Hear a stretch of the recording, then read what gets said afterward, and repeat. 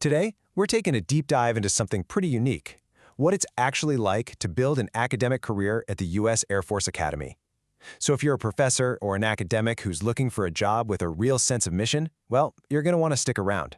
This is your guide to becoming a civilian professor in a place that's all about service. So let me ask you this. Are you passionate about your field, but you're looking for something more? You know, a career that feels like it has a real purpose. Have you ever thought about taking your skills and teaching the next generation of leaders for the Air Force and the Space Force? You know, what makes the Academy so different is its faculty mix. Get this, about 70% of the instructors are military officers. They bring that boots-on-the-ground, real-world experience. But that other 30%, that's the civilian faculty. They might be the minority, but they are an absolutely vital piece of the puzzle, providing the academic backbone and deep expertise for the institution. So let's dig into that a little deeper. What exactly is the role of a civilian faculty member? Well, it all comes down to providing that rock-solid academic continuity and that specialized knowledge that's so important for the Academy's mission. This really shows you how the two sides work together. See, the military faculty, they rotate every few years, which is great for bringing in fresh perspectives from the field. But the civilian faculty, they're the bedrock. They provide stability, they're on tenure tracks, and they bring that deep PhD-level expertise that keeps the academic standards incredibly high, year after year. But that bedrock has had a few tremors recently. It's not a static place, and we've got to talk about some of the recent changes that have really shaken things up at the Academy. This is a dynamic situation, and it's something any potential applicant absolutely needs to be aware of. And it really all started with this number, a $10 million budget shortfall. That one figure set off a huge reevaluation of faculty positions across the board. It basically became the catalyst for some pretty major changes. So what was the direct result?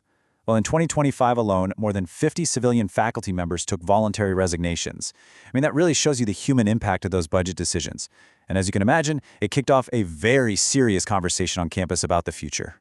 And that conversation is two very different sides. On one hand, you have people who argue that shifting toward more military instructors is a good thing. It reinforces that core military culture. But then, on the other side, you have critics who are really worried that losing civilian PhDs could hurt the quality of highly specialized courses, in fields like engineering and science. It's a debate that really gets to the heart of what the Academy is all about. Okay, so even with all those changes, there are definitely still opportunities. So let's get practical. If you're seriously thinking about a job at USAFA, you've got to understand the different ways you can come on board.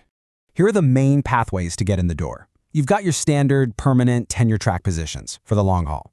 But there are also visiting faculty programs, temporary adjunct roles for specific needs, and even spots for what they call highly qualified experts. You're going to see this term, IPA, pop up a lot, especially for those visiting gigs. It stands for the Intergovernmental Personnel Act. All you really need to know is that it's a federal program that lets a professor from another university come and do a temporary stint at the Academy. Think of it like a sabbatical, but with a military twist. All right, let's get to the good stuff, the application playbook. This is your step-by-step guide. Now, a federal academic hire is a little different than your typical university process, so you'll want to pay close attention here. Okay, this table right here, this is your cheat sheet for figuring out where you fit. It breaks down all the minimum qualifications by pay band, from an instructor all the way up to a full professor, which, as you can see, requires a PhD and a solid 15+ years of distinguished work. Just take a look and see where you might land.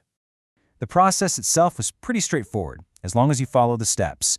You'll start on USAJOBS.gov, then you prepare a super complete package, CV, transcripts, the whole 9 yards, submit it online, and then you'll move to an interview that actually includes a teaching demo. It's thorough for sure, but it's a clear path.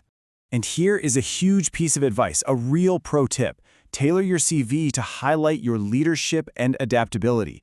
This is so important. They're not just looking at your publications. They really want to see your character and your potential to mentor these future officers. Okay, so after all that, you're probably wondering about the payoff, right? Let's talk about the compensation and lifestyle, because the tangible rewards for being a civilian faculty member are pretty significant. Let's start with the salary. For those senior faculty ranks, you could be looking at well over $150,000 a year. It's a really competitive package, and it's designed specifically to attract top-tier talent. And the benefits definitely don't stop there. Check out the work-life balance. You start with 18 days of paid vacation, plus 12 sick days, plus all the federal holidays. That's a ton of time off to go enjoy that beautiful Colorado scenery. But really, it's the total package that's so compelling. We're talking great health insurance, an amazing retirement plan called the TSP, and these unique pay perks like automatic raises when you get promoted. Oh, and yeah, you get to live in gorgeous Colorado Springs. So that brings us to the final question, the one that really matters. For the right kind of person, this isn't just another job. It's a calling. So, is blending your scholarship with genuine service to the country? Is that your next chapter? That's a question only you can answer.